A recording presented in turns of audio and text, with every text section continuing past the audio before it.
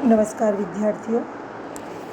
आज हम रस के स्वरूप के बारे में बात करेंगे। रस के भरत प्रस्तुत जो प्रख्यात लक्षण है, उन्होंने जो सूत्र दिया या रस का जो लक्षण बताया, उसमें उन्होंने बताया विभावानुभाव व्यभिचारी संयोगाद रस निष्पत्ति।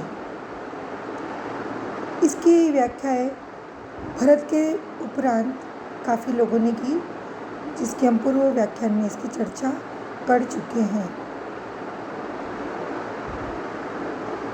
इन सब आचार्यों में से अनेक आचार्यों ने रस के स्वरूप के बारे में भी बात करी। विभिन्न विद्वानों ने अपने अलग अलग मत दिए, जिसमें अभिनव गुप्त ने, विश्वनाथ जी ने आदि ने अपने विचार या अपने मतों की पुष्टि की अपने अपने तर्कों से। अगर हम सारे मतों को देख लेते हैं तो जो निम्न या जो हमारे पास बिंदु आते हैं रस के स्वरूप को लेकर, वो इस प्रकार है।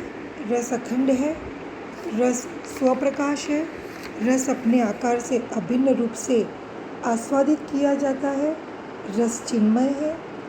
पांचवा जो अभी आज हम उसकी चर्चा नहीं करेंगे, जो है रस वेदांतर स्पर्श शून्य है, रस ब्रह्म स्वाद सहोदर है, रस लोकोत्तर चमत्कार प्राण तथा आनंदमय है। आइए विद्यार्थियों, आज हम रस के स्वरूप के बारे में जो पहली तत्व है उस पर विश्लेषण करते हैं। पहला जो तत्व है वो ये है कि रस अखंड है।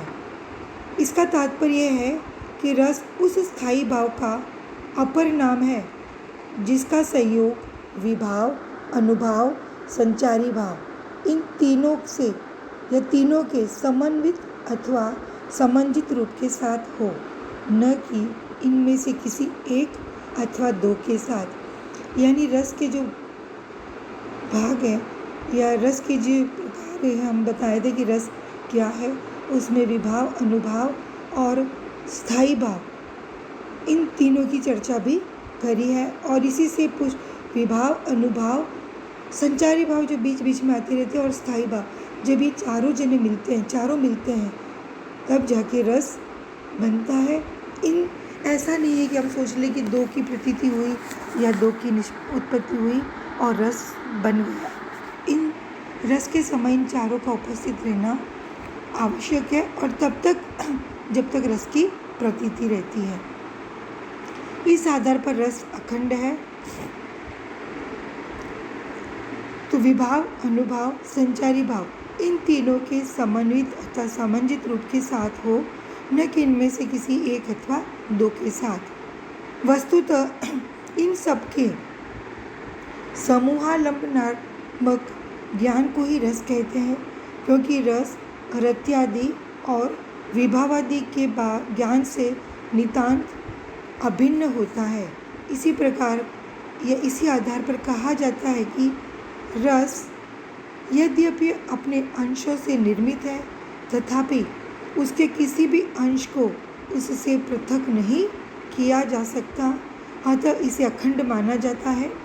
उदाहरणार्थ, न तो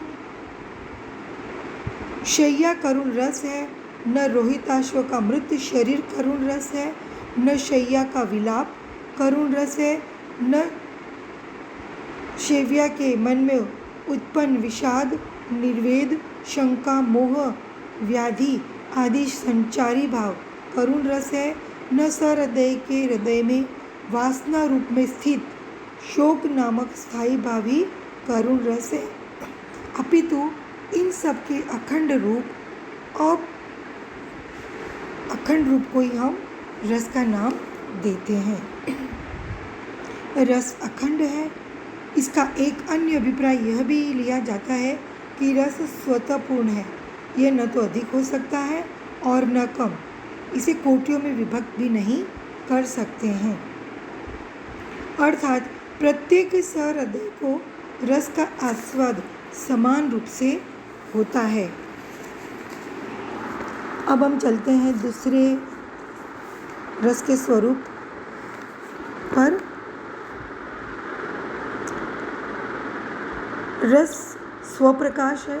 इसका तात्पर्य यह है कि जिस प्रकार सूर्य को दिखाने के लिए किसी अन्य साधन की आवश्यकता नहीं रहती, उसी प्रकार रस भी स्वयं प्रकाशित होता है। इसे प्रकाशित करने के लिए किसी अन्य साधन की आवश्यकता नहीं है। संभवतः इसी कारण इसे भी अपने आकार से अभिन्न कहा जाता है। तीसरा जो इसका बिंदु है, रस अपने आकार से अभिन्न रूप से आस्वादित किया जाता है, अर्थात रस जिस रूप में आस्वादित होता है उससे इतर यह और किसी प्रकार की अनुभूति नहीं है। इस कथन की व्याख्या में कह सकते हैं कि सहृदय की निजी अनुभूति ही रस का रूप धारण कर लेती है, अर्थात रस के आस्वादन प्रसंग में एक सहृदय की अनुभूति में किसी अन्य सहृदय की अनुभूति न तो सहायक बनती है और न उससे किसी रूप में प्रभावित ही कर सकती है। रस चिन्मय है, अर्थात रस शुद्ध चेतन नहीं है अपितु चेतना प्रधान है। इस प्रसंग में चेतनता प्रधान से यह तात्पर्य ले सकते हैं कि रस आत्मा के समान शुद्ध चेतन न सही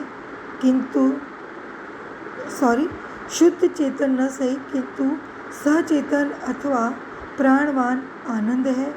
वह निद्रा, मद्यपान आदि से अन्य भौतिक आनंदों के समान जड़ आनंद नहीं है। विद्यार्थियों, आज इस व्याख्यान में हम रस का स्वरूप भाग 1 में इन्हीं 4 बिंदुओं पर चर्चा कर रहे थे। आगे की व्याख्यान में भाग 2 में शेष बिंदुओं पर हम चर्चा करेंगे। धन्यवाद विद्यार्थियों।